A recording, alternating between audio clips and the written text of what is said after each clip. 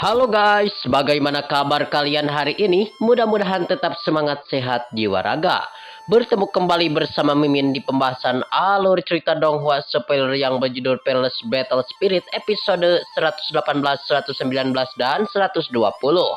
Seperti biasa, buat kalian yang belum subrek, bantu tolong subrek dulu dan nyalakan loncengnya biar gak ketinggalan lagi update terbaru dari channel yang Komupi. Playlist untuk Donghua ini juga sudah tersedia.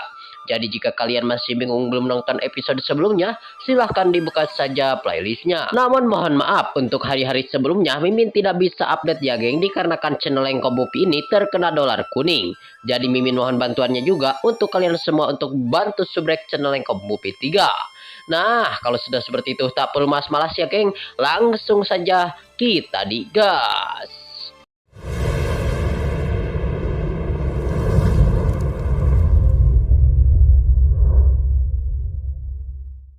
徇私枉法也要有个度。你 Pada kesempatan hari ini kelihatan di ruangan Komandan Peng Yun berada ya geng. Terlihat Komandan Peng Yun, ia berpikir dirinya bahwasannya ia sudah tahu betul pagoda binatang atau segel dan sebuah pembatas yang ada di tempat itu. Dan bahkan seorang martial spirit pun tidak akan bisa melihat ke dalam ruangan itu. Selain itu pula, ruangan juga gelap ya geng. Dan orang-orang di sebelah ruangan kiri itu bisa mengguncang seluruh pagoda bintang dalam proses kultivasi. Dan sepertinya Komandan Peng Yun pun ia juga harus ya geng, harus bergabung bersama teman-teman atau orang-orang yang ada di seberangnya.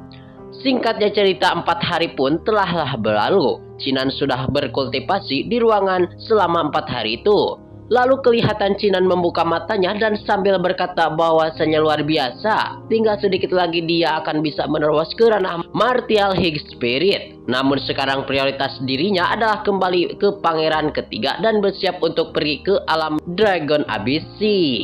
Dan begitu keluar dari ruangan itu, si pelayan wanita berkata kepada Chinan bahwasannya master di ruangan sebelah ruangan Chinan berada, yaitu di samping pavilion. Ia mengirimkan sebuah surat kepada Chinan. Lalu Chinan menerima surat itu dan lalu membaca surat yang diberikan oleh si nona cantik.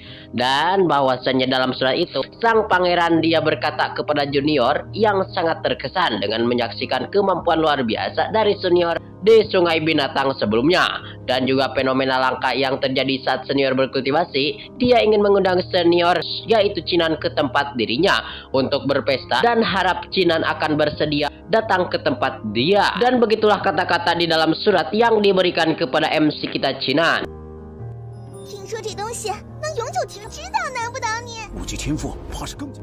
Lalu setelah membaca surat itu, Chinan menyadari bahwasannya semua orang telah salah paham dengan identitas terhadap dirinya. Dan tentu saja Chinan langsung menolak undangan itu dan berkata kepada si pelayan wanita, dan harus katakan saja kepada si pemberi surat bahwasannya ia tidak melihat si tuan pengecut. Wanita itu pun terkejut mendengar ucapan dari Chinan. Akan tetapi dia akan memberitahu kepada Komandan Peng Yun bahwasanya Chinan kemudian keluar dari pavilion binatang, bahwasanya Chinan tidaklah siap. Lalu Chinan pun kemudian keluar dari pavilion binatang itu, dan setelah keluar Chinan menyadari bahwasanya sesuatu hal telah mengikuti terhadap dirinya dengan mata-mata dewa jiwa perang. Chinan langsung menyadari bahwasanya orang itu adalah seorang pembunuh yang diutus oleh seseorang. Sehingga kelihatan ya geng, si pembunuh berkepala botak itu langsung melayangkan serangan mematikan kepada babang MC kita Chinan dari kejauhan. Namun babang tampan kita atau MC kita Chinan ya geng, ia selalu berwaspada dari sebelumnya. Dan Chinan pun langsung menebaskan pedangnya ke arah si pembunuh jahat itu dan berhasil memblokir serangan si pembunuh jahat, sekaligus melepaskan ke belakang. Dan tiba-tiba di saat itu pembunuh berkepala botak bergumam ke hadapan Chinan bahwasannya Master Chinan ia beruntung menerima misi tersebut dan ia tidak akan membiarkan Duo King untuk jadi penghalang terhadap dirinya. Lalu setelah mengatakan itu, si pembunuh berkepala botak tiba-tiba saja mengakhiri hidupnya sendiri atau bunuh diri di tempat dan meninggal. Lalu setelah melihat orang itu bunuh diri, membuat sang pemeran utama kita Chinan terkejut-kejut apa yang sebenarnya terjadi dan apa yang orang itu lakukan. Namun tiba-tiba sebuah kemungkinan terlintas di benak Chinan, dan benar saja tiba-tiba sekelompok tim penegak hukum muncul di tempat itu. Lalu memergoki kepada babang MC kita Chinan yang sudah membunuh seseorang dan melanggar hukum tentunya. Lalu Chinan langsung menjelaskan bahwasanya sebelumnya orang itu mencoba untuk membunuh terhadap Chinan. Jadi Chinan pun menyerang terhadap dirinya untuk melindungi diri Chinan sendiri. 31，前辈，既然我 Tapi sebelum Chinan bisa membunuh terhadap dirinya, tiba-tiba orang botak itu Malik bunuh diri. Dan tiba-tiba pangeran ke-9 muncul dan mengatakan bahwasannya Duoking ini berbohong karena dia melihat sendiri bahwasannya Duoking tiba-tiba menjadi gila dan membunuh orang tuanya. Lalu melihat itu, Chinan menanyakan dan bahwasannya mengira pangeran ke-9 lah yang memfitnah terhadap diri Chinan. Lalu kelihatan komandan penegak hukum pun, ia langsung berkata bahwasannya Duoking, ya kesaksianmu berbeda dengan kesaksian semua orang. Lalu menurut hukum yang berlaku, sang penegak hukum akan menahan sang Duoking selama 3 hari dalam waktu yang dekat, dan dia akan menyelidiki kasus ini. Jikalau tidak bersalah, maka dia akan dibebaskan. Lalu Chinan menanyakan apakah tim penegak hukum membutuhkan waktu 3 hari untuk menemukan kebenarannya, sementara besok adalah hari pembukaan alam rahasia Dragon ABC. Dia pun yakin semua itu adalah konspirasi. Namun penegak hukum itu tetap akan menangkap Duoking dan mengatakan bahwasanya dia akan menjalankan hukum yang berlaku. Lalu kemudian si Tuan Wang muncul dan membela Duoking bahwasanya Duoking adalah anggota Phoenix. Dia pun, dan siapa yang telah berani menahannya, namun Komandan Su tiba-tiba muncul dan memblokir Wang Lao ya geng. Dan di saat yang bersamaan, pangeran pertama juga muncul dan menetapkan bahwasanya Chinan adalah yang bersalah. Alhasil Chinan menyadari bahwasanya mereka semua bekerja sama untuk menyingkirkan terhadap Chinan. Lalu seorang kapten bernama Kapten Heilong juga muncul dan lalu berkata bahwasan Tuan Lao tenang saja, bahwa dia hanya akan menahan Duoking selama 3 hari, dan jika Duoking tidak bersalah maka dia akan melepaskan Wang Lao. Pun seketika menjadi marah pisan kepada Kapten Heilong. 这都5炷香了，你们等1炷香。 Lalu menurut Kapten Heilong bahwasanya Phoenix Camp dia sudah sangat setia kepada keluarga kerajaan. Tetapi kenapa keluarga kerajaan memperlakukan Scam Phoenix seperti hal ini? Lalu mereka tidak perlu memutar perkataan Permasi dan sebenarnya ini akan terungkap sekarang juga. Dan kenapa dia harus menahan Duoking selama 3 hari? Namun tetap saja kata-kata Wang Lao masih belum didengarkan oleh mereka semua, dan mereka akan segera menangkap Duoking. Akan tetapi tiba-tiba pangeran ketiga muncul, dia membelah Duoking dan berkata dia di sini memiliki formasi Scam untuk mengetahui apa yang sebenarnya terjadi di tempat itu.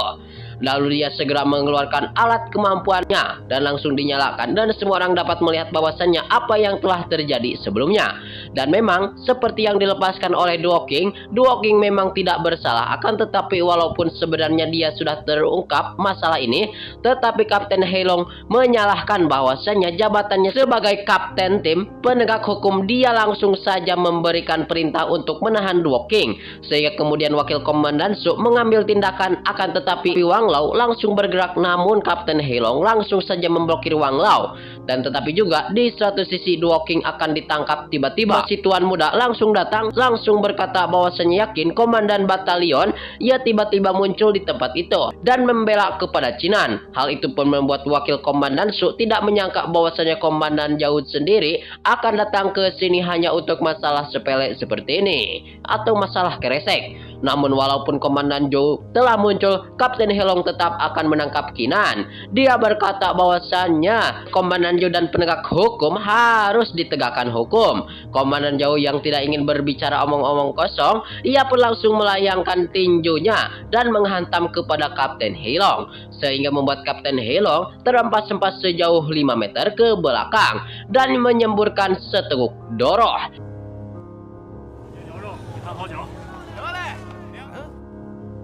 Dan di sudut mulutnya setelah mengatakan hal itu, Komandan Zhou mengumumkan kepada semua orang bahwasanya siapapun yang dengan licik menargetkan kepada Duoking, maka dia sendiri akan langsung menghantamnya dan tentunya turun tangan. Dan pada kesempatan hari ini dia hanya memberikan kepada semua orang peringatan. Namun untuk selanjutnya, jika kalian melakukannya lagi maka kalian pasti akan meninggoy.